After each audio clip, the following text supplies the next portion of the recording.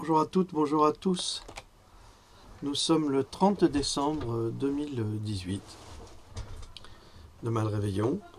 Donc je ne suis pas certain de faire une vidéo demain. On a beaucoup de choses à faire. Ah, il y a du bruit à côté.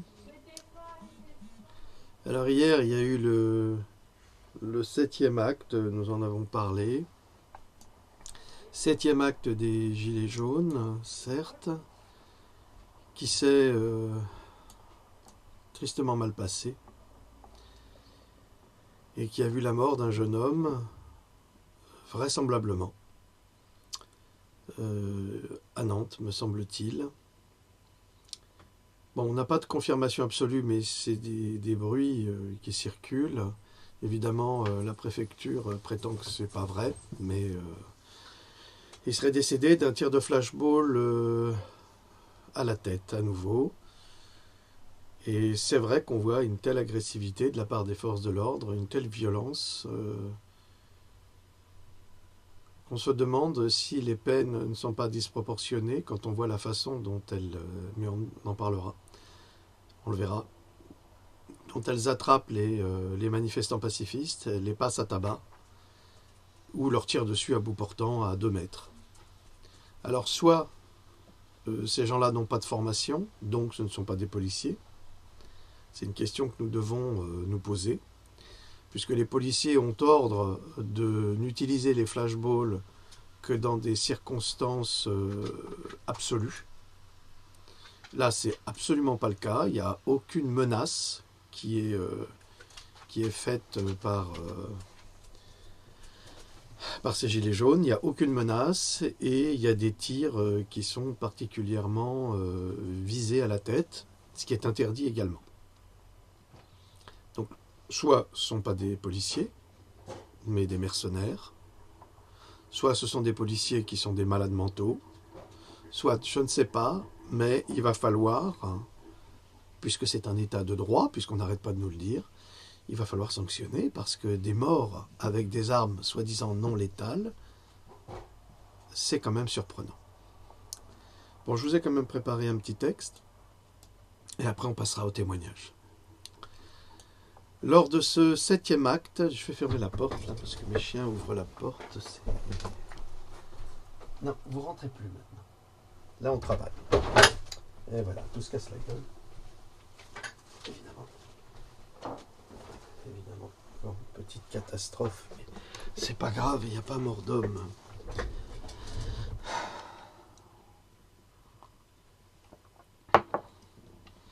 Mince, je fais que des bêtises aujourd'hui. De l'eau sur le clavier, super. Et ça fait partie des aléas quotidiens. Donc, lors de ce 7e acte, tout droit sorti d'une tragédie grecque, nous assistons au drame d'une nation épuisée par les injustices sociales et les traîtrises de ses dirigeants, rendus incapables de la moindre empathie envers la souffrance du peuple.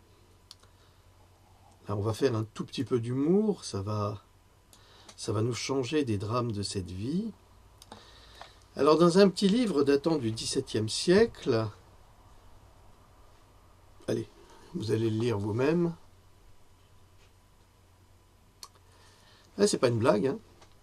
Dans Heures et malheurs du trou du cul de Francisco de Quevedo, en 1623, celui-ci déclare « Celui qui se flatte tant d'être le serviteur de votre grâce, que pourra-t-il vous offrir sinon des sujets ayant rapport au cul ? Quoique votre grâce l'ait de telle dimension qu'elle puisse nous le prêter à tous. Ce traité vous semble agréable, vous semble d'agréable entretien, lisez-le et prisez-le longuement au plus près de vos papilles. S'il vous paraît malhonnête, nettoyez-vous avec, et baisez-moi étroitement depuis ma cellule, le 3 de ce mois 1623, disait Francisco de Quevedo. » Il ajoutait « Il est remarquable que dans les ventes aux enchères, on dise « Quelqu'un pousse-t-il » car je ne sais si l'on invite à chier au sens propre de pousser ou à acheter. Comme quoi, il est vrai qu'il y a de telles prérogatives qu'on se sert de ces formes pour parler d'autre chose. » Alors ça a l'air très amusant, Très grivois, certes, c'est de la littérature, il y en a pour tous les goûts. Mais cette dernière phrase, comme quoi il est vrai qu'il y a de telles prérogatives qu'on se sert de ces formes pour parler d'autre chose. C'est exactement ce que fait le gouvernement Macron, qui se sert du prétexte de la démocratie pour assassiner le peuple. Il n'y a pas d'autre mot, puisque nous le constatons depuis le début de cette prise de parole de la part des citoyens français à travers les Gilets jaunes, il y a 10 ou 12 morts, juste pour contester et juste avec des contestataires pacifiques. Étrangement, aucun casseur n'est arrêté. Aucun policier n'est jugé. Seuls des gens qui sont passés à tabac le sont. Ou des gens qui ont osé utiliser la légitime défense. Nous sommes dans un État proprement totalitaire, en France, pays de la démocratie et des droits de l'homme, je vous le rappelle. Et du citoyen. Est-il encore nécessaire de démontrer ici la fausseté de cette opinion ? En tant qu'opposé au dogme de la politique en marche vers la destruction de toutes les valeurs nationales et républicaines. Cela est évident pour tout le monde. Et serait-ce faire du mauvais humour que de prétendre que cela crève les yeux, si vous voyez ce que je veux dire. Car si on niait la différence de l'intellect entre l'homme de pouvoir et l'homme du peuple, lequel seul de toutes les parties de l'âme est incorruptible et immortel, il s'ensuit qu'il ne resterait rien après la mort de ce gouvernement Macron que l'âme des Gilets jaunes en tant qu'unité populaire profonde et solidaire. Dans une récompense ultime, le changement de paradigme que nous embrassons de nos voeux. Pourquoi nous l'embrassons de nos voeux ? Parce que ce qui a été inspiré à travers les Gilets jaunes en France, c'est que ça a déteint, si vous voulez, dans le monde entier. Et aujourd'hui, les peuples se réveillent, car tous les peuples du monde, même la Norvège, qui était pourtant un pays assez privilégié, tous les peuples du monde se réveillent et se répugnent à continuer à vivre sous l'autarcie de dirigeants qui, en fait, ne font que détruire et le sentiment national, et l'égalité, et la liberté, et la fraternité. Les Gilets jaunes prouvent par leur volonté de faire que le président Macron est une erreur qui répugne autant au principe de la saine philosophie qu'au dogme de la République. L'ironie du sort est que le soi-disant philosophe, je parle de Macron, a fini président, et qu'il n'avait les qualités ni de l'un ni de l'autre pour notre malheur à tous. Et comme quelques-uns ne partagent pas l'opinion des Gilets jaunes en cette matière, et prétendent être les disciples des péripatéticiens de la bourse, de l'économie frauduleuse organisée par des escrocs que nous entretenons malgré nous, des escrocs qui n'ont jamais prêté attention aux misères du peuple, trop heureux de profiter de sa ruine. Il faut donc admettre d'abord la définition de l'égalité. Il faut avouer qu'il y a quelque chose de commun à tous les Gilets jaunes, à l'international. Cette volonté d'obtenir la résolution d'un principe inscrit dans la Constitution française qui semble ne plus exister grâce à l'ex-président Hollande. Et ça, c'est normal, si vous voulez. Sarkozy, Hollande, Macron sont là pour détruire tous les repères de la culture française, toutes les bases et toutes les structures qui ont fait de ce pays ce qu'il est, pour la simple et bonne raison qu'ils correspondent à la réalisation d'un agenda, soit de l'agenda 21, du nouvel ordre mondial, de ce paradigme insupportable qui veut la destruction de l'humanité et surtout son esclavage final. C'est-à-dire les strates sont esclavage, destruction, reconstruction, avec une nouvelle humanité qu'ils auront choisie. Ce président d'égalité, ce principe d'égalité qui nous a bercés durant notre enfance, à nous faire croire qu'il était possible, pire qu'il existait cette résolution admirable, mais hypothétique. Aujourd'hui, un demi-siècle après ma naissance, je constate tristement que l'égalité en France et dans le monde est un concept de philosophe conçu pour maintenir un espoir impossible dans l'esprit des citoyens. Qui, en règle générale, impose ces principes dans l'esprit humain? On dit que ce sont les gagnants qui écrivent l'histoire, c'est exact, et c'est ce que j'ai moi-même écrit dans un de mes livres, La vérité vous affranchira. Ce sont bien les gagnants qui manipulent la réalité historique afin de perpétuer la tradition du mensonge et du contrôle mental.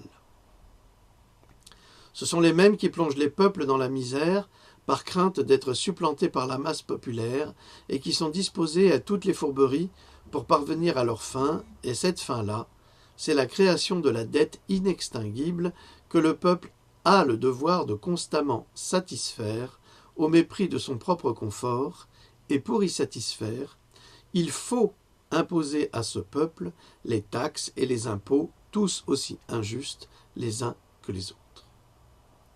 Aristote disait « Il faut considérer dans les parties ce que nous avons dit du tout ». C'est ce qui rend compliquée la compréhension du principe, car si l'on souhaite voir le grand tableau, il faut d'abord voir et comprendre les détails qui ont permis à sa réalisation. Les guerres et les défaites permettent d'observer les agissements de ceux qui portent toute la responsabilité des drames humains, les mêmes qui ruinent les peuples. C'est tout le problème, en fait, c'est d'essayer de dénouer les chevaux de cette histoire, de ce qui nous occupe, parce qu'il est trop facile de dire oui, c'est les banquiers, et puis quand on demande pourquoi tu dis c'est les banquiers, bien la plupart du temps les gens sont incapables d'expliquer pourquoi ils accusent les banquiers. Donc il faut se poser des questions et s'interroger sur le fonctionnement qu'ont mis au point ces banquiers pour faire de nous des esclaves soumis et pour détruire notre existence. À partir du moment où on comprend ce processus, eh bien on est bien plus solide pour l'affronter. Mais si on se contente de dire oui, c'est lui c'est un salaud, lui c'est ci, lui c'est ça, dans le fond c'est tout à fait banal. On serait au même niveau qu'un supporter hystérique d'une équipe de football ou d'une équipe de basket ou de rugby. C'est-à-dire on serait très limité, lui c'est un gentil, lui c'est un méchant. Ça ne fonctionne pas comme ça exactement. Ce qu'il faut, c'est comprendre pourquoi et qu'est-ce qui a mené à quoi. Les principes coupables et responsables sont les banques qui s'acharnent à provoquer le chaos pour inspirer la dette. Un produit inventé de toutes pièces par des esprits pervers qui inventent une méthode pour ruiner les peuples et leurs États. Ensuite, viennent les politiques qui représentent ces mêmes banques et qui font en sorte de dissimuler le pillage national en levant des impôts les plus invraisemblables, au point qu'un jour on lèvera un impôt sur les flatulences citoyennes et sur l'air qu'ils auront pourri et qu'ils nous revendront purifié. Les écrivains de science-fiction ont déjà décrit cette situation. Dans Total Recall, c'est Philippe K. Dick, je crois, si je ne me trompe pas, eh bien, nous avions la même situation, mais sur Mars. C'est-à-dire que les Martiens avaient laissé une machine pour fabriquer de l'oxygène, mais les Terriens avaient investi Mars et revendaient l'oxygène à des quartiers de leur ville, sous terre et en surface. Et l'objet du film, c'était de redonner la gratuité de l'air à Mars. Eh bien, nous y viendrons inévitablement, si on continue à les laisser agir. Nous retrouvons le même schéma auprès des laboratoires pharmaceutiques et qui inventent des pathologies pour vendre leurs vaccins et leurs médicaments dans un seul but, l'enrichissement absolu et la destruction de l'humanité. Je vous parlerai plus tard, pas maintenant, mais d'une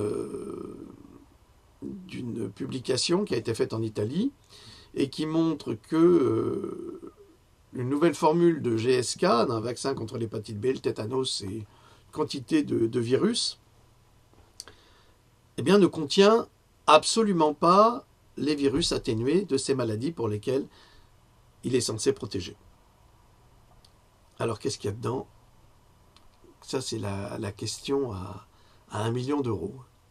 C'est-à-dire qu'on va vous protéger contre des maladies précises, Mais en fait, dans le vaccin, il n'y a rien du tout pour vous protéger contre ces maladies, mais plutôt pour vous assassiner, détruire en vous votre système immunitaire, éveiller ou réveiller des maladies auto-immunes qui n'existent pas sans cela. C'est absolument formidable. Et aidé par des gens comme Macron ou d'autres crapules, parce qu'il n'y a pas d'autre mot, on force les vaccinations, comme ça on est sûr de bien tuer les gens.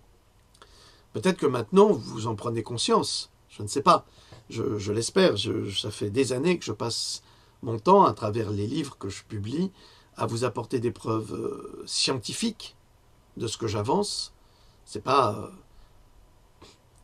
Philippe Alexandre Gendron qui vous dit ça parce qu'il a envie de le dire. C'est un constat que j'ai fait et à travers de nombreuses études qui ont été menées sur le sujet avec des confirmations de scientifiques, de chercheurs, de vrais chercheurs, hein, et surtout de médecins. Alors, je reprends. C'est une méthode... alors je relis cette phrase. Nous retrouvons le même schéma auprès des laboratoires pharmaceutiques et qui inventent des pathologies pour vendre leurs vaccins et leurs médicaments dans un seul but, l'enrichissement absolu. C'est une méthode avérée, aboutie, efficace. Mais à force de tirer sur la corde de l'intelligence, sur celle de la patience, celle-ci vient de céder. Et les gilets jaunes sont l'image même de cette brisure. Après avoir suffisamment prouvé que l'abus est un principe politique, parce que l'État séparé du corps de la nation, n'est pas humain dans les faits, F-A-I-T-S, pas les fêtes, je sais que c'est la période des fêtes, mais bref, passons. Une preuve, me demanderez-vous, il semblerait qu'hier à Nantes, un homme soit décédé des suites d'un tir de flashball en pleine face. Mais hier, au même moment, Emmanuel et Brigitte se promenaient à Saint-Tropez, dans un parfait mépris de la détresse du peuple français, alors que les gorilles mercenaires ultra-violents et CRS gazaient des marchés de Noël remplis d'enfants innocents, et l'État vient nous parler de terrorisme sans souligner son terrorisme d'État contre le peuple.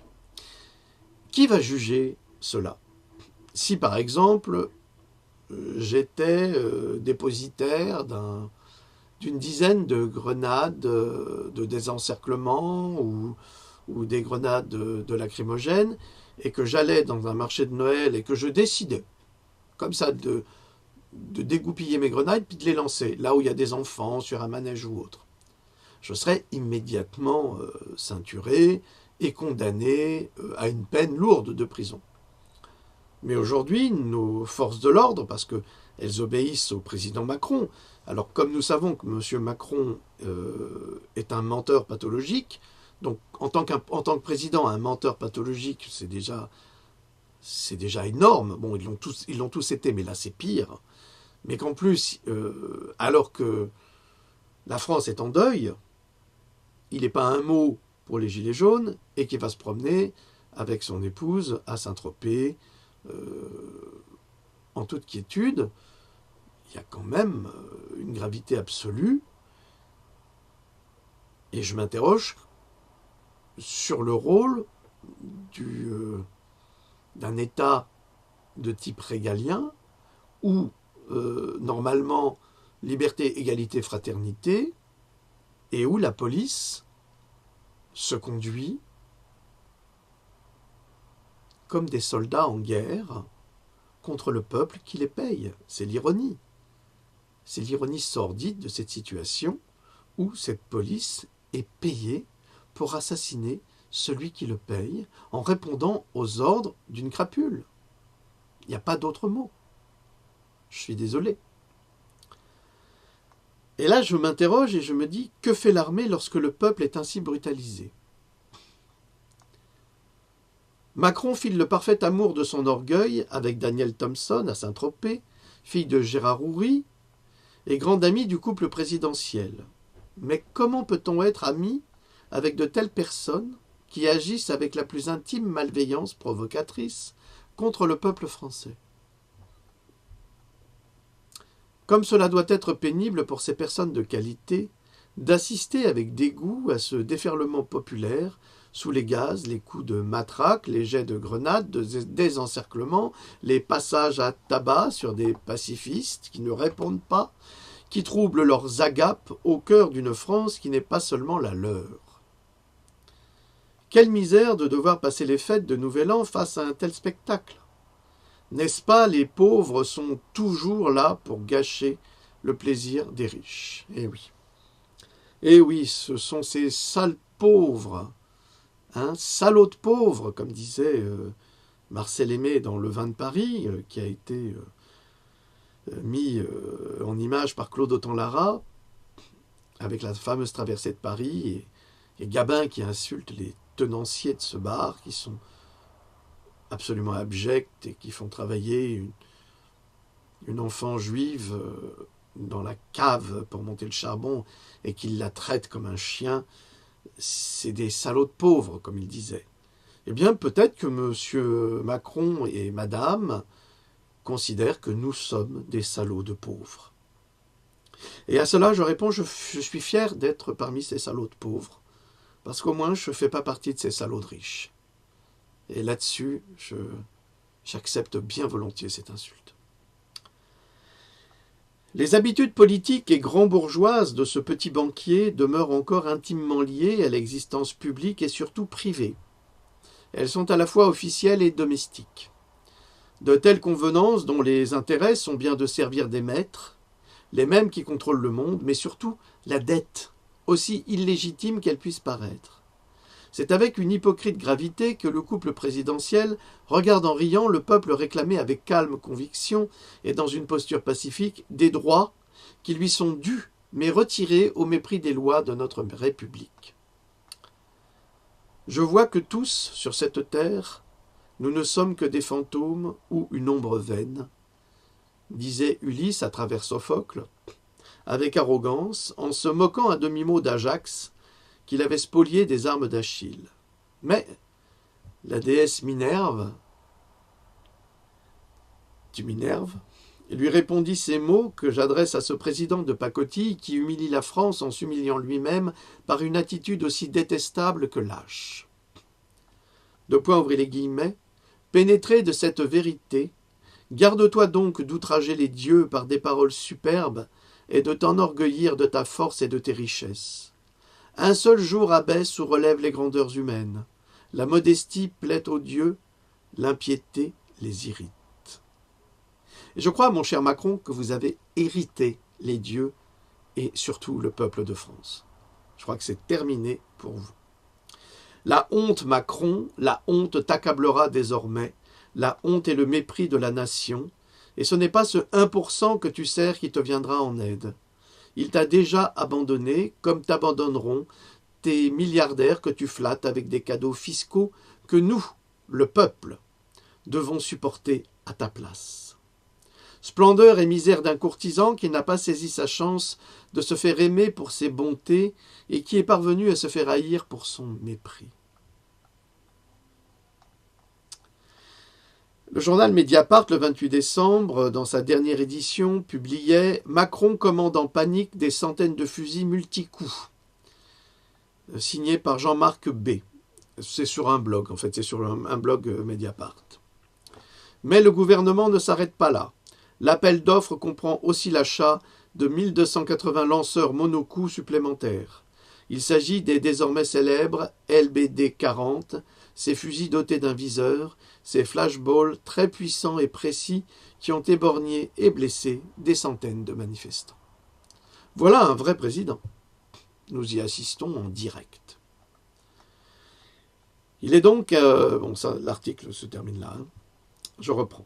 Il est donc intéressant de constater qu'au lieu de tenter de résoudre pacifiquement le conflit des Gilets jaunes, un homme prétendument élu président se transforme en véritable despote en abolissant la liberté d'expression et en officialisant la censure généralisée.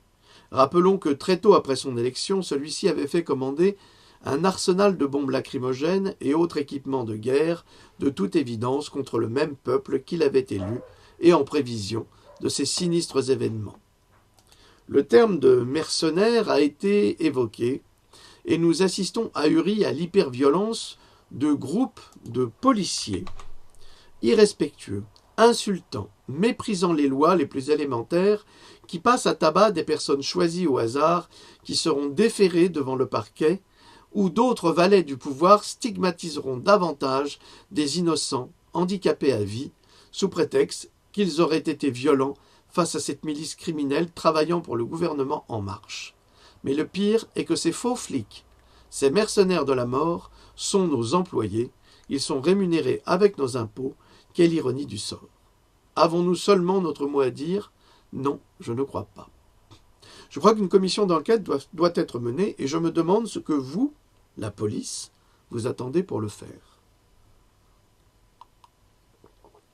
Qu'est-ce que les magistrats attendent? Si ça se trouve, on va découvrir que ces bandes de cette milice policière française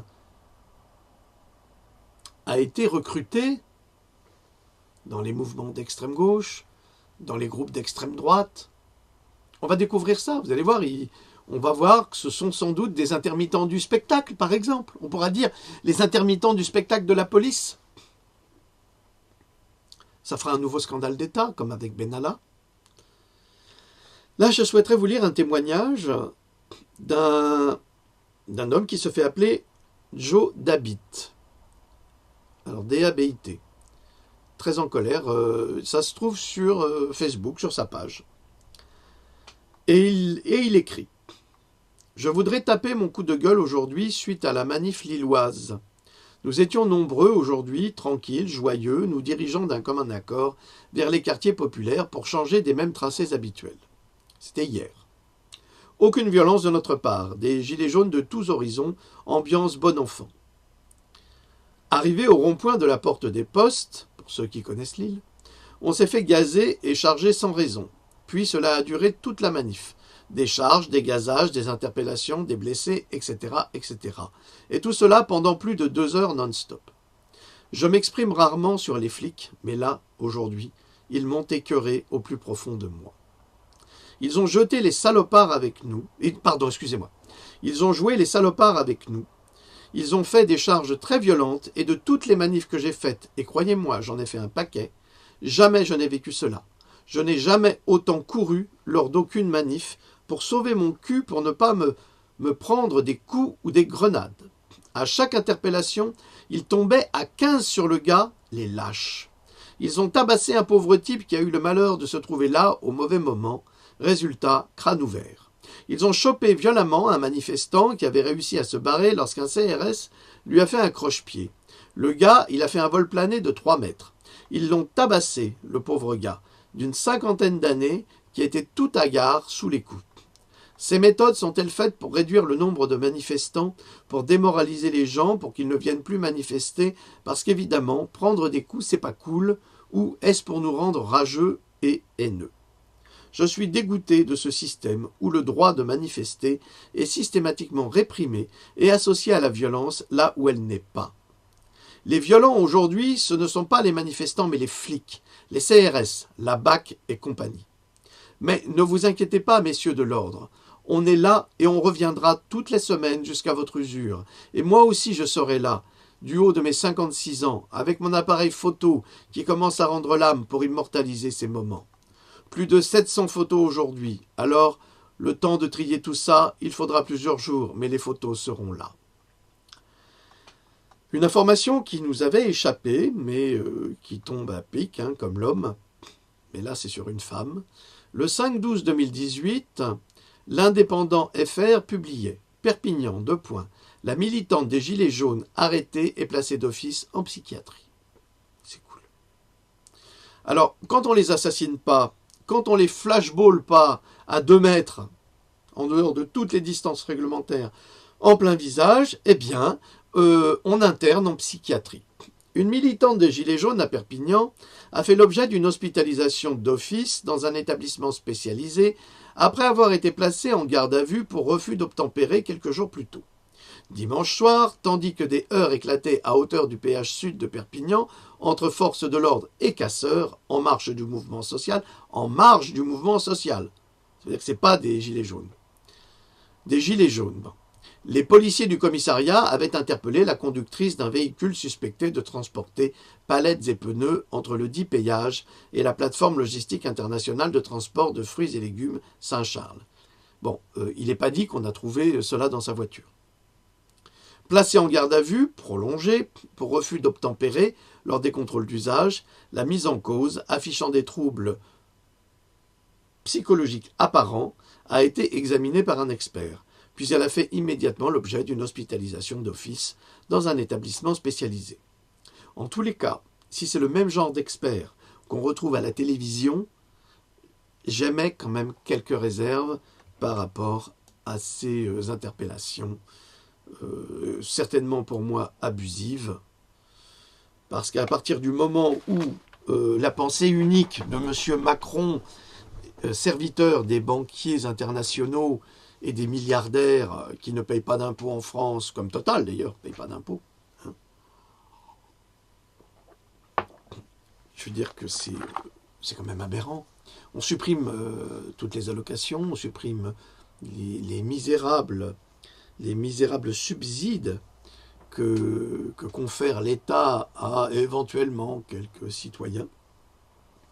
Mais les très riches, et c'est pas de la jalousie, c'est pas le problème de la jalousie, c'est le problème de nos institutions, c'est-à-dire qu'on nous a appris liberté, égalité, fraternité. Si vous êtes français, les ultra-riches, et si vous désirez continuer à vivre en France, eh bien vous devez, comme tout le monde, partager. Pourquoi est-ce qu'on met de la CSG chez les personnes âgées qui n'ont plus les moyens? Pourquoi est-ce qu'on nous fait payer des taxes absolument imbéciles et incroyables, et vous ne payez rien? Où est la justice? Vous réclamez toujours la justice pour vous, mais la justice pour nous, elle est où? Bon, là j'ai un problème, comme d'habitude, mon appareil me joue des tours. Je sais pas ce qu'ils font. Est-ce que j'ai pas internet? Mais c'est pas possible. Je suis désolé, hein, ça... Ah, depuis les gilets jaunes, il n'y a plus rien qui fonctionne. Hein. Ça y est, c'est comme si on m'avait piraté pour m'empêcher de vous montrer ces choses-là. Bon, ça serait pas très étonnant d'ailleurs, parce que ils sont capables de tout, hein, ces gens-là. Ils sont capables de tout. Alors, allez, mais c'est pas vrai. Ça commence à être pénible. Ces machines qui nous sont vendues comme des produits miracles et qui fonctionnent jamais quand on en a besoin. Et encore, hein, je vous assure que je ne prends pas les plus chers. Hein. Oh, c'est même plutôt le contraire. Alors Mediapart, ok. Ok. Bon. Il va falloir que je regarde parce que sur ma tablette, il me cache les images. Donc je n'arrive pas à voir. Et puis tous ces messages que je reçois, c'est fatigant. Je ne peux pas répondre à tout le monde. Je vous demande pardon, mais vraiment, c'est impossible. C'est vraiment absolument impossible. Alors, hier, à Béziers, il y a eu une manifestation. Je ne vais pas montrer l'image parce que je trouve que le journaliste n'est pas très compétent, mais enfin, c'est un autre problème. Il y a eu quand même 650 motards en colère dans les rues de Béziers, le samedi 29 décembre, et ça s'est très bien passé. C'était bon enfant. Bon, évidemment, la préfecture a dit qu'il y avait très peu de gens. À Rouen, ça a pété, quoi.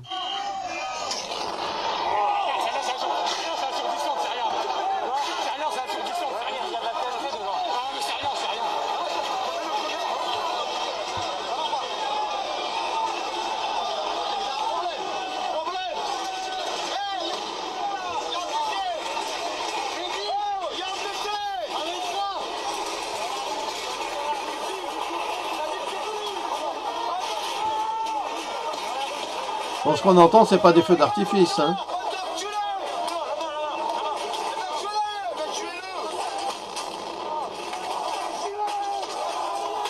Bon, une vraie scène de guerre, hein. Une vraie scène de guerre. Et ça marche pas. Alors,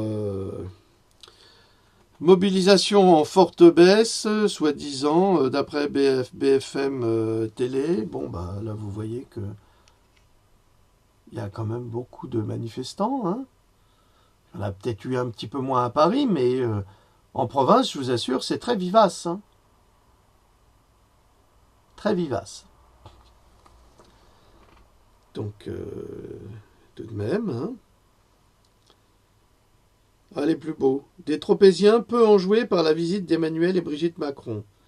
Ben, je suis pas très étonné, hein. Qu'est-ce qu'il y a dans celle-ci? Montpellier. Allez. En direct de Montpellier, regardez. Mademoiselle, si vous avez 5 secondes, je suis désolé. Si vous arrivez, s'il vous plaît. Un tir de flashball dans le cerveau, dans la tête. Voilà. Tir de flashball dans la tête. Riposte. Oh putain, moi j'aime pas ça. Non, mais c'est vraiment. Faut les pompiers. Riposte proportionnelle. Vous avez appelé les pompiers, c'est comment on appelle? Voilà. C'est proportionné ça? Voilà la riposte proportionnelle. Regardez la dame comme elle est armée. Voilà comment on se fait gazer à Montpellier.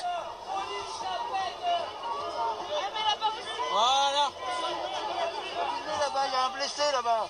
Hop, regardez les blessés.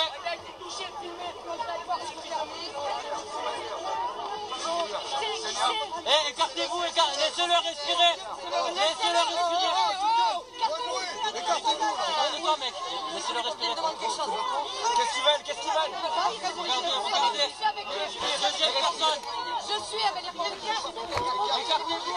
Laissez la dame parler, écartez-vous. Voilà. Laissez-le respirer, on croit qu'on a un troupeau, on va vous attaquer. Alors vous voyez la riposte proportionnée. Voilà ce que fait l'État français à ses citoyennes. Voilà. Deux blessés par vos flashballs pendant que tu l'es. Voilà. Oui, et là, c'était intéressant. Un avocat qui donne son point de vue. Et un avocat qui est engagé. Il n'y en a pas beaucoup d'ailleurs. On le regrette. Il y en a certains. On m'a envoyé un message pour me dire que... Je suis avec André. André, c'est un avocat. Il n'est pas gilet jaune, mais il soutient le mouvement des gilets jaunes. Il a une situation plutôt aisée, puisque vous êtes avocat. Et pourtant, vous êtes ici chaque samedi depuis le début du mouvement. Pourquoi? Absolument. Mouvement que je soutiens pour diverses raisons d'ailleurs. Sachant que donc nous sommes en théorie dans un pays démocratique, je m'aperçois de plus en plus que dans ce pays règne une dictature. Alors je voudrais également parler de la corruption dans ce pays qui devient absolument insoutenable pour tous les Français. La corruption, ça veut dire tout simplement l'évasion fiscale, ça veut dire tous les privilèges. Donc beaucoup de gens au niveau du gouvernement, ce sont des gens qui sont beaucoup et pour beaucoup corrompus. Donc c'est complètement inadmissible dans un pays comme la France. Je voudrais également parler de la justice, qui est vraiment une justice à deux vitesses, à savoir que tous ces gens, tous ces élus qui ont volé le peuple n'ont absolument subi actuellement que des condamnations très très légères. Des exemples, on peut les citer. On prend Monsieur Fillon par exemple, hein, c'est flagrant, hein, il a volé le peuple. Hein. Ce monsieur est toujours en liberté. Hein, apparemment tout va bien pour lui. On prendra un exemple comme Cahuzac. Cahuzac, franchement, ministre du budget, ce monsieur s'est permis d'avoir un compte à l'étranger. Hein, ce monsieur était très très peu condamné en fait. Hein. Bon, et des exemples comme ça, il y en a des tas. Bon, on voit un ancien ministre comme monsieur Fabius sans contaminer. Ce monsieur, pas de souci, tout va bien pour lui. Sarkozy, alors là j'en parle même pas, Sarkozy, lui, il se permet de déclarer des guerres, de détruire des populations entières, uniquement pour son intérêt personnel. On fait traîner le procès alors que tout le monde sait pertinemment bien que la Libye a financé sa campagne électorale, hein, et on s'aperçoit que franchement... Vous me dites que c'est tout le système politique qui est... contaminé entre guillemets par cette corruption, mais sur cette crise des gilets jaunes, est-ce que vous la comprenez visiblement, mais est-ce qu'elle était inévitable? Elle était inévitable, absolument. On est en train d'inventer un tas de taxes. Depuis que M. Macron est arrivé au pouvoir, c'est taxe sur taxe, sous le couvert d'un tas de choses en fait. Hein, la taxe carbone qui sert à autre chose, hein, le prix de l'essence qui ne cesse de monter alors que nous sommes au plus bas sur les cours du pétrole, à savoir 50 $ le baril. On devrait aujourd'hui payer l'essence en France 80 centimes. Nous devrions avoir aujourd'hui un SMIC au minimum à 3 000 € comme le Luxembourg. C'est beaucoup, 3 000 €. Est-ce que la France peut se le permettre? C'est beaucoup, mais bien sûr qu'elle le peut. Oui, la France peut se le permettre, hein, si on arrête l'évasion fiscale, si on... Bien sûr. Des fois, les journalistes. Alors, Fort de Brégançon. C'est une promenade qu'on n'aura jamais faite. Alors, ils sont bloqués à la plage. C'est-à-dire, ils sont bloqués. Les CRS sont devant eux, derrière eux, c'est la mer. Et comme disait Dieudonné, au-dessus, c'est le soleil. Vraiment. Alors, à Bordeaux.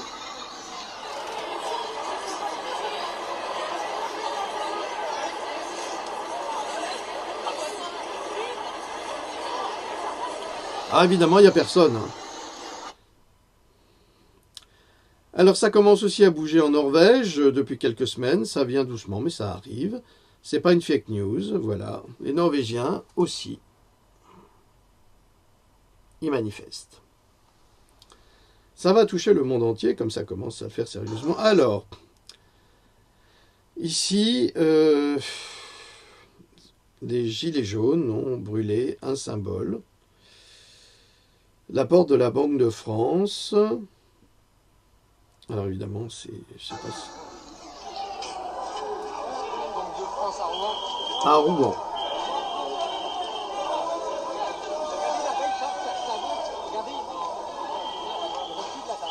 Bon, je ne fais pas plus de commentaires là-dessus. Ici, un monsieur qui s'est pris un flashball en pleine tête. Voilà une victime d'un flashball. Voilà, une victime d'un flashball. En pleine tête. Encore une fois. Merci la police. Merci la police. Une flashball à la tête. Voilà. Catastrophe encore. Oui, une catastrophe. Vraiment, j'espère que ce monsieur va s'en sortir, parce que c'est une catastrophe. J'ai juste un avis à donner là-dessus. Je pense que vous, actuellement, les forces de l'ordre, vous avez beaucoup de chance. Vous avez beaucoup de chance d'avoir face à vous des gens pacifistes. Mais si vous continuez, il me semble que ces gens-là vont peut-être aussi s'énerver. Et s'ils s'énervent, ils ne seront pas à 15 à tomber sur vous. Ça sera une marée humaine. Et là, vous pourrez pleurer. C'est pour ça que je me demande vraiment si ces gens sont des policiers. Je commence à avoir des doutes, très sérieux. Parce que tout est fait pour pousser les gens à l'extrême et à la violence. On est non-violent, c'est certain, mais face à des assassins, parce que ce sont des assassins, ils le prouvent, il y a déjà 12 morts. Donc ce sont des assassins. Face à des assassins, est-ce qu'on a le devoir de se laisser assassiner? C'est une question que je pose. Ce n'est pas une volonté que je développe. Je pose cette question. Est-ce que la légitime défense ne pourra pas être appliquée? Évidemment, aujourd'hui, la justice n'est plus indépendante, puisque la ministre de la Justice a demandé aux magistrats des sanctions exemplaires.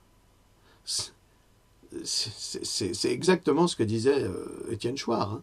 C'est la victime qui se révolte contre son violeur, et c'est elle, et c'est le violeur qui s'en étonne et qui s'en offusque. Ah non, bah toi, t'as été violé, maintenant tu fermes ta gueule, hein. Tu vas quand même pas te plaindre, tu vas quand même pas me taper, mais c'est une honte, monsieur le juge, d'aller me taper celui que j'ai violé. Mais attendez, vous délirez, vous nous prenez vraiment tous pour des imbéciles. Tendre l'autre joue, ça va un moment, mais quand c'est une série de baffes, ben, il faut savoir dire stop. Je suis désolé. Alors on continue notre tour de France. Alors c'est où ça? C'est à Rouen toujours. C'est à Rouen.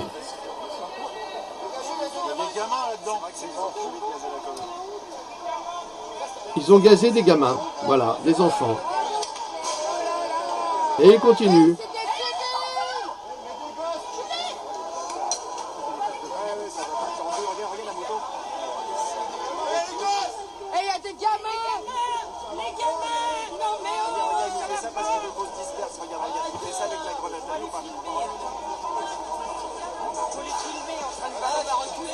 Alors Emmanuel Macron, c'est ça l'exemple que tu donnes à la France et au monde entier?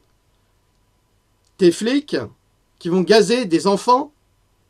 Et quand je pense à ce monsieur, ce policier qui travaille pour le ministère de l'Intérieur à l'étranger, qui a fait un appel, peut-être qu'on le verra, qui a fait un appel en disant « Oui, dans toutes les révolutions, il faut prendre les femmes et les enfants, il faut les mettre devant, parce que les flics en face, ils ont des femmes et des enfants. » Excusez-moi, monsieur, mais là, vous avez la preuve que si on met les femmes et les enfants, ils vont vraiment être massacrés. Hein. Alors, je ne sais pas ce que font vos collègues, mais il y a un gros problème. Hein. Alors, moi, je vous écouterai pas. Hein. Femmes et enfants, ça reste à la maison et ça bouge pas. Hein. Et ça commence à bien faire. Quand on a des flics qui vont gazer même dans les marchés de Noël. Non, mais vous rêvez. Mais moi, je l'ai vécu. Hein. C'était il y a 25 ans. À Strasbourg, place Broglie, en plein marché de Noël. Enfin, non, c'était pas en plein marché. Si, il y avait un marché de Noël, mais il y avait aussi les agriculteurs qui étaient en colère et qui manifestaient. Eh ben, je vous assure que les flics, ils ont balancé des lacrymogènes dans le marché de Noël. Et moi, j'ai été pris sous les gaz et je peux vous assurer, c'est épouvantable. Hein. Les gaz lacrymogènes, c'est épouvantable. Donc, je trouve que nos gilets jaunes sont d'un courage exceptionnel. Exceptionnel. Tout aurait été pacifique, le cap aurait été maintenu. Mais dès qu'il y a un peu de peur, on est traître à la nation. Ça maintient plus le cap. Ça part, ça veut négocier, ça veut s'asseoir à la table. Mais c'est trop tard. La table, on l'a brûlée tellement qu'on a faim depuis des années. Edouard Philippe, il envoie des miettes. On n'est plus des pigeons, on s'envole plus avec les miettes. On veut la baguette. La baguette de chez le boulanger. Et vos petits gaz là dans mes yeux là, ça me fait rien parce que toute l'année, Macron il me fait un trou de balle énorme. Je fais 40 heures par semaine à Rungis. Hein. Retenez bien. Si vous m'auditionnez ou si je vais en garde à vue, quoi. C'est déjà arrivé. Je travaille, fiche de paye, tout ce que vous voulez. Je suis pas un casseur, je suis pas un criminel. On est tous là parce qu'on a faim. On a faim. Et ce qui a fait craquer les gens ce mois-ci, quand je parle des gens, je parle des pères de famille et des mères de famille, c'est qu'à Noël, ils vont rien offrir à leurs enfants et leurs petits-enfants. Ils s'en battent les couilles de sacrifier eux. Nous on sacrifie. C'est pas grave si on sacrifie. Par contre, on n'a pas d'argent pour la famille, les gars. Là, on va bouger. Là, on va bouger. Des gosses que c'est nous qui avons porté les couilles. Tu diras ça, et tous ceux qui sont sur BFM, là, qui nous gardent, qui nous critiquent, là. Quand ils vont mettre leur plein en 2019, ils nous diront merci, même vous. Ben voilà. Alors, je remonte ce livre, hein, puisque M. Macron, comme il le dit, il nous fait un trou du cul comme ça, ça tombait bien. Hein. Il n'a pas dit fils de pute, il a dit fiche de paye, hein, pour ceux qui auraient mal entendu. Hein. Je précise. Alors, à Reims, des milliers de gilets jaunes que BFM ne voit pas. Bon, c'est pas étonnant, on a l'habitude avec BFM.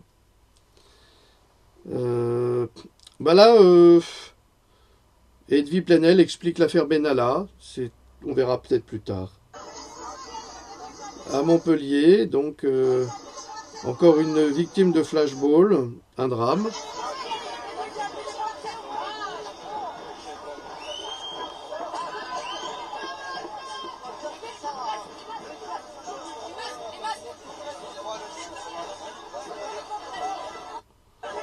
Voilà.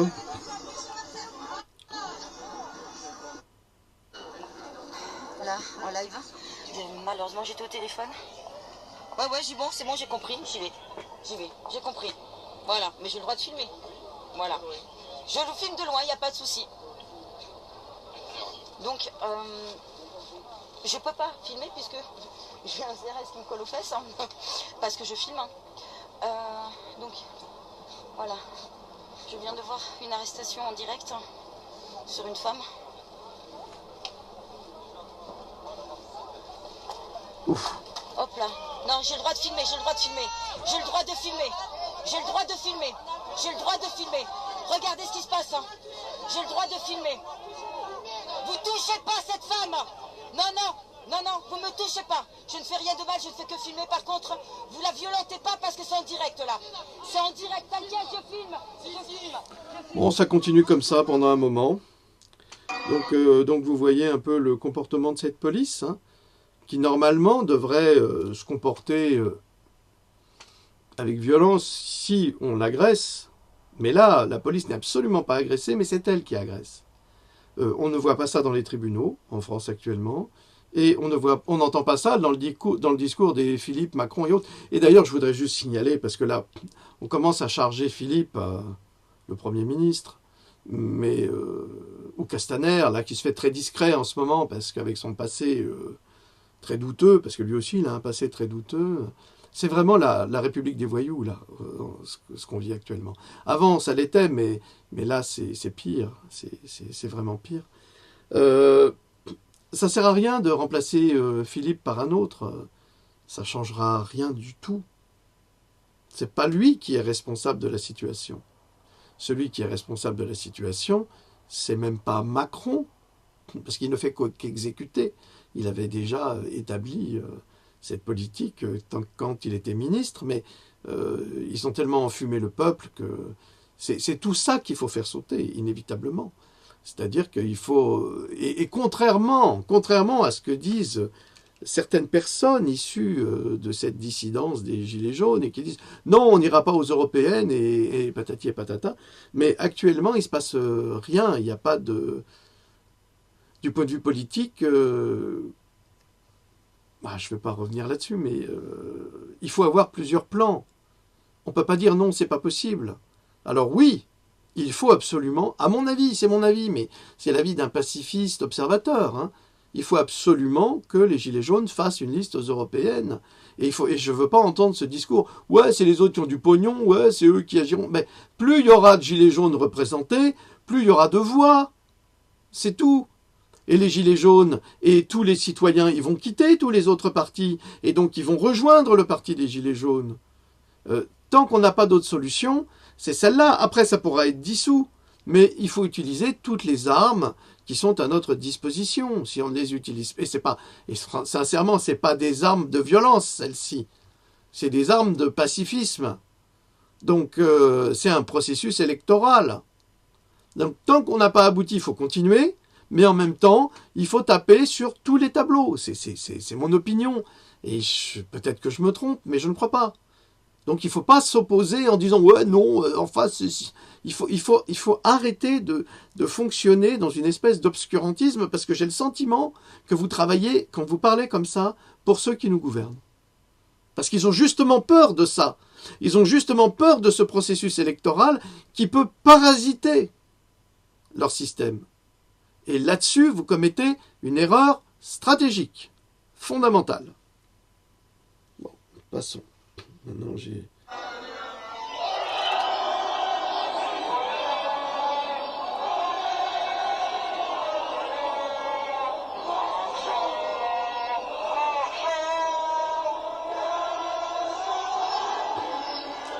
Alors, les Gilets jaunes, ça s'arrête? Je crois pas. À Besançon, c'était. À Marseille. Alors, Marseille, là, il y a du monde, hein.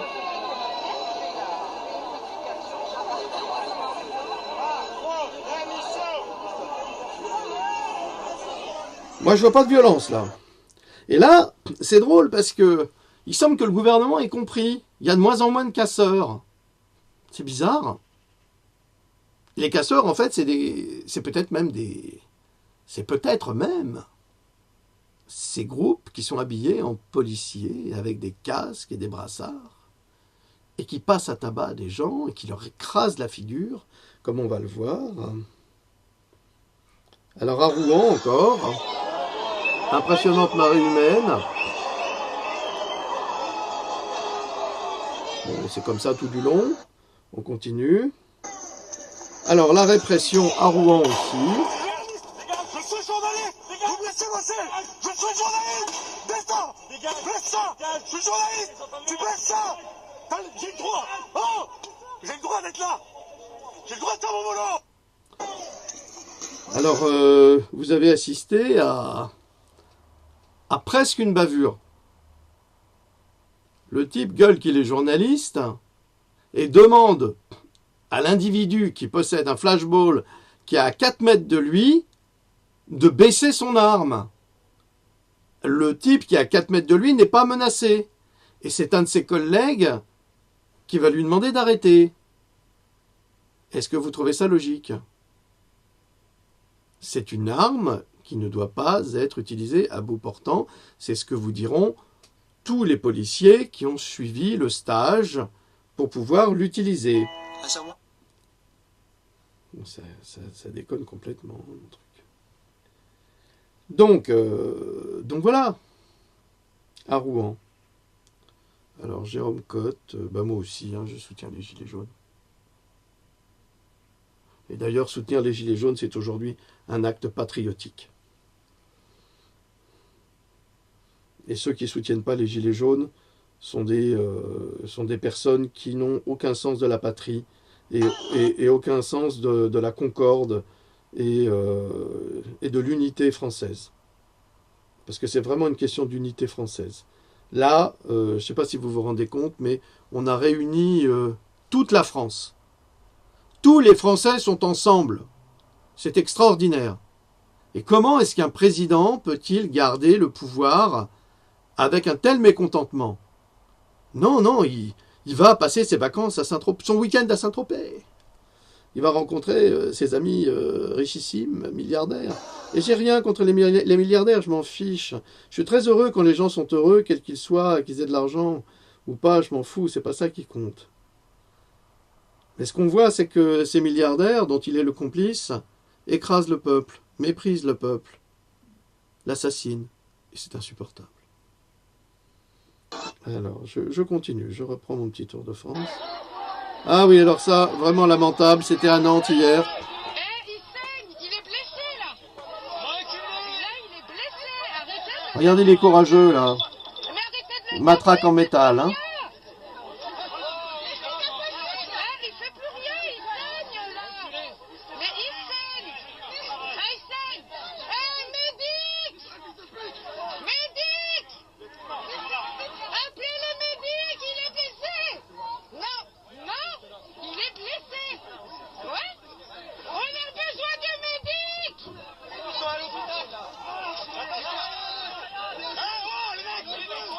Alors une clé au niveau du bras, une clé au niveau du cou. Ils sont à 4 sur lui.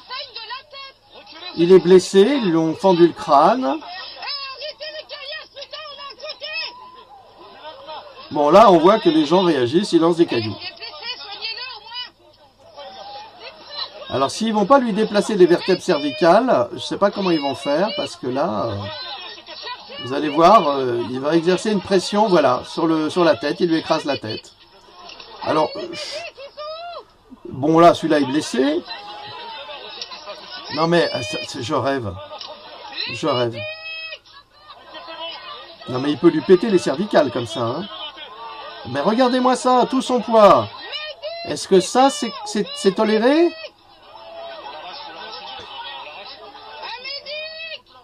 Mais ça m'étonne pas qu'il y a des gens qui meurent lors des arrestations. On va vous lever, monsieur, c'est bien. Voilà. Après l'avoir traité de tous les noms.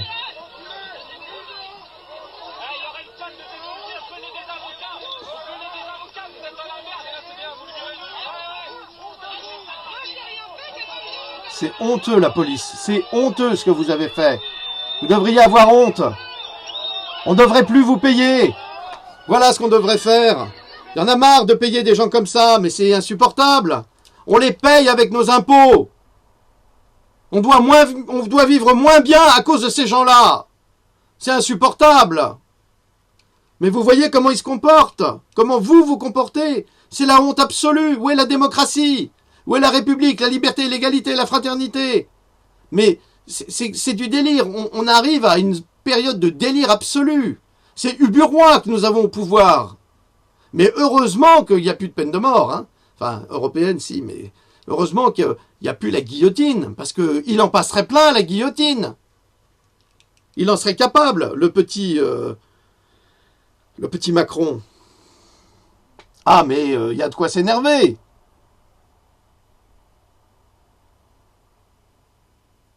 Voilà. Assassinat politique à Nantes. Le gilet jaune visé à la tête par un CRS est décédé.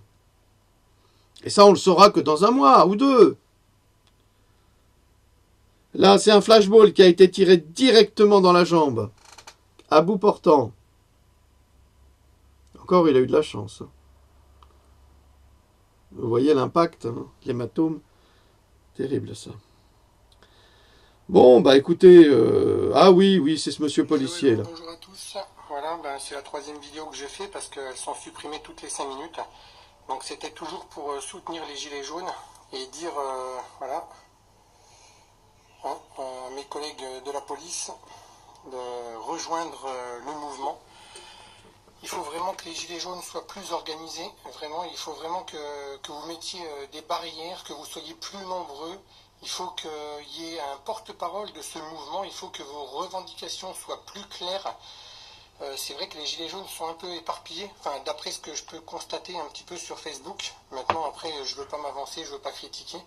Mais soyez encore plus ordonnés, soyez plus organisés. Je pense que les policiers, les gendarmes vont lâcher, ils vont vraiment vous rejoindre. Enfin, moi, c'est ce que j'espère en tout cas. Je fais encore appel à tous mes collègues de la police de rejoindre ce mouvement des gilets jaunes. Vraiment, c'est pour vous, c'est pour vos droits, c'est pour vos avantages. J'espère vraiment que je vais être entendu. Voilà, je suis peut-être... Enfin, j'espère que je suis pas le seul à faire ce genre de vidéo, mais si je suis le seul, j'espère que je vais être entendu. Vraiment, les mecs, lâchez quoi. Lâchez vraiment... soyez représentants du peuple et non de l'institution, en fait. Votre travail, c'est pas votre vie, en fait. Hein, c'est votre gagne-pain, d'accord. Et en plus, vous gagnez pas assez bien votre pain, justement, par rapport à ce que vous faites. Donc, voilà, quoi. Il faut vraiment se joindre aux gilets jaunes. Je continue à dire que c'est pas un fait, que je fais pas ça pour m'amuser. Je suis en week-end, je suis pas sur place, donc je peux faire encore quelques petites vidéos comme ça pour apporter mon soutien.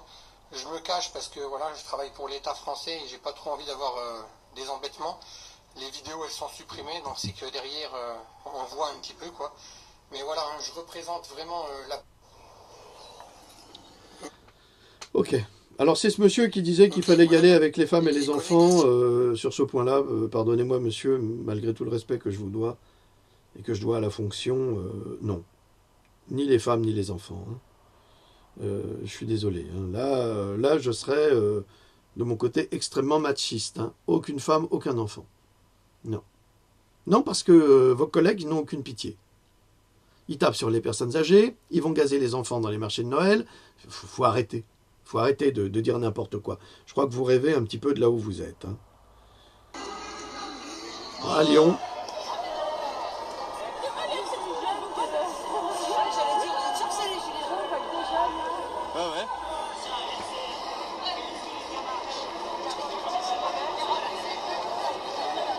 Bon. Ils arrivent, les gilets jaunes, ils mettent plus de gilets jaunes parce que quand ils ont des gilets jaunes, ils se font massacrer. Hein. Alors, bon, il y avait cette manifestation à Paris, devant BFM, où ils se sont fait balader et encercler. Ils ont été maltraités.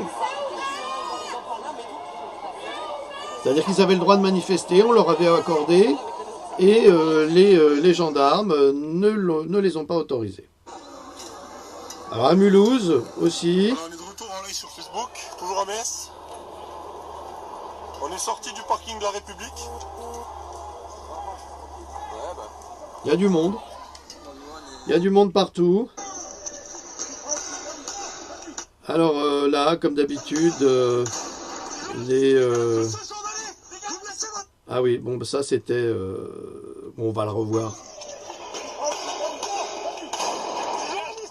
Je suis journaliste. Vous me laissez bosser. Je suis journaliste. Descends. Baisse ça. Je suis journaliste. Tu baisses ça. J'ai le droit. Oh, j'ai le droit d'être là. J'ai le droit de faire mon boulot. Ouais, et ben il a risqué sa peau, le journaliste. Donc, bon... Il y en a dans toute la France. Voilà, il y en a dans toute la France. En Ariège, par exemple. Voilà, il y a des gilets jaunes partout. Le peuple français est gilet jaune. Il ne se laisse pas faire. Il en a assez. Devant BFM à Paris. On est vraiment... on arrive à un stade insurrectionnel. Mais si on arrive à ce stade-là, c'est uniquement du fait et de la faute du gouvernement Macron, de M. Castaner, de M. Philippe, du ministre de la Justice, madame, je veux même pas savoir le nom de ces gens-là, tellement ce sont des personnages odieux, mais alors il n'y en a pas un, et les députés macronisés, là, c'est pareil, c'est insupportable, jamais, mais heureusement que mon père est décédé. Heureusement qu'il n'est pas là pour voir ça. Il en pleurerait. Il en pleurerait. Parce que la France, qui a été pour lui une grande amie, puisqu'elle l'a accueilli, lui qui avait fait, contraint et forcé, et il n'en était pas fier, une révolution en 1956 à Budapest, pour des raisons similaires à celles que nous vivons aujourd'hui, il a vu les dérives et les morts, il y en a eu beaucoup. Et il n'aurait pas supporté ça. La France, je ne sais pas si vous vous rendez compte, c'est la France. Alors on a eu des manifestations, il y en a eu, mais là c'est le 7e acte. On est vraiment dans l'ordre des tragédies grecques, où il y a les tyrans, et où il y a les tyrannisés. Mais ça finit très mal. Ça finira très mal, inévitablement, parce que tout est fait pour pousser les gens à la rage. Tout est fait pour pousser les gens à mener une révolution armée.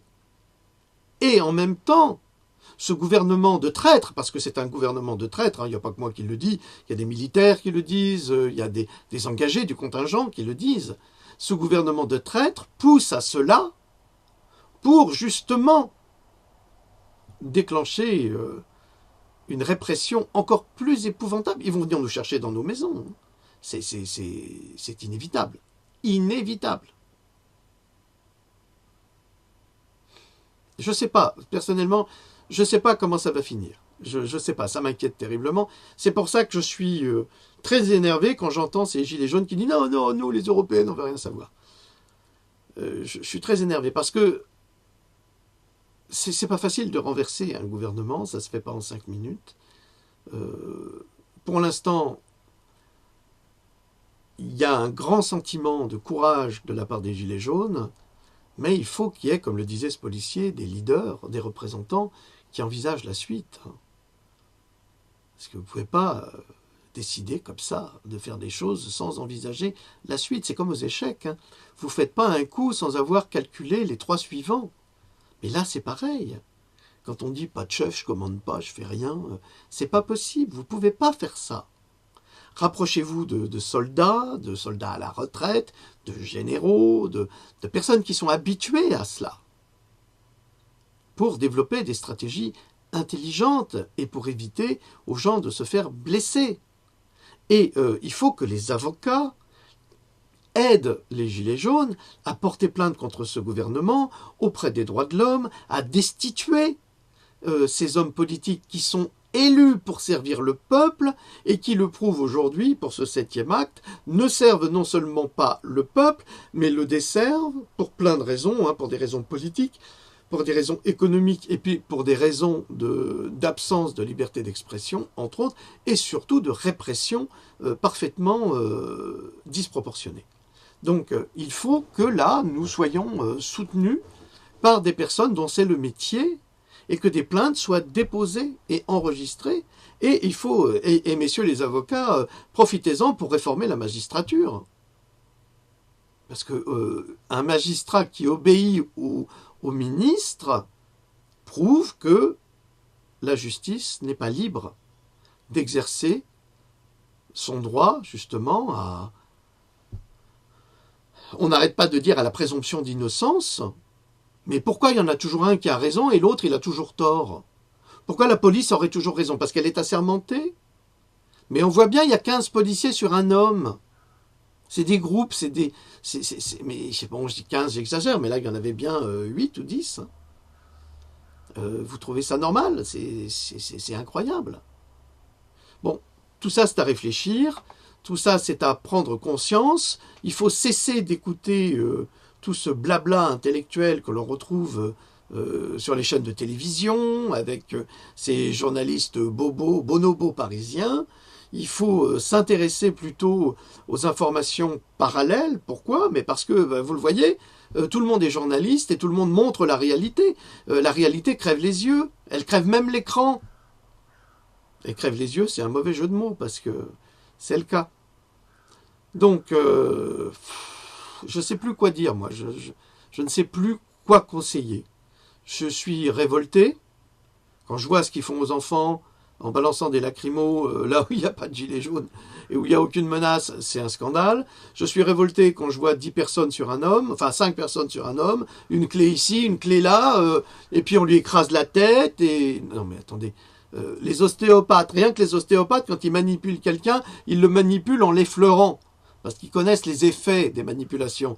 Mais eux, ils ont peur de rien, hein, vos policiers. Et puis là, vous arrêtez Drouet parce qu'il a un bâton.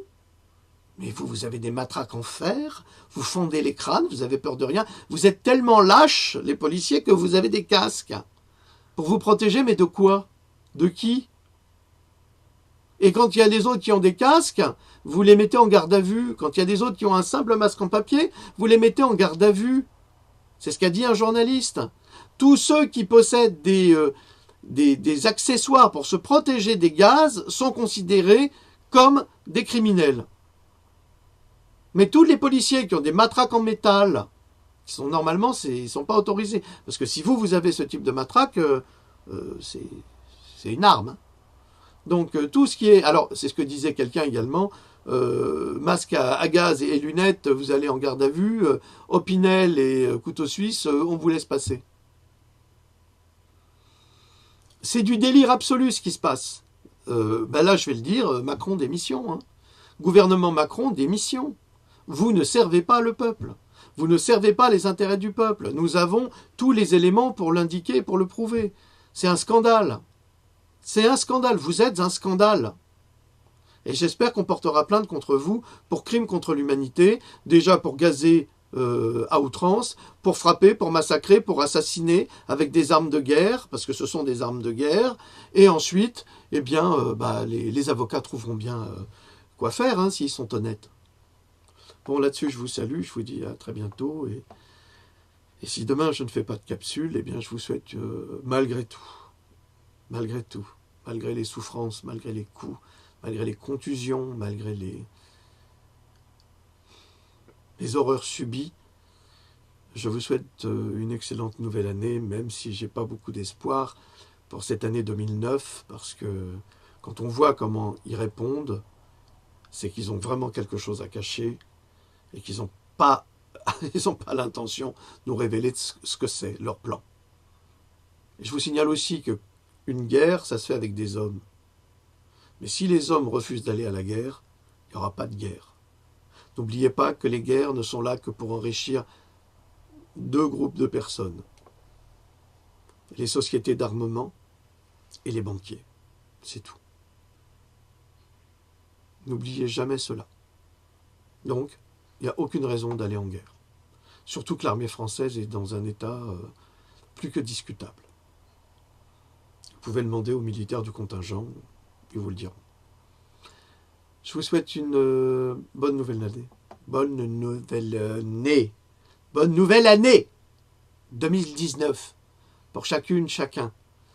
Et j'espère qu'on arrivera à supprimer tous ces vaccins également.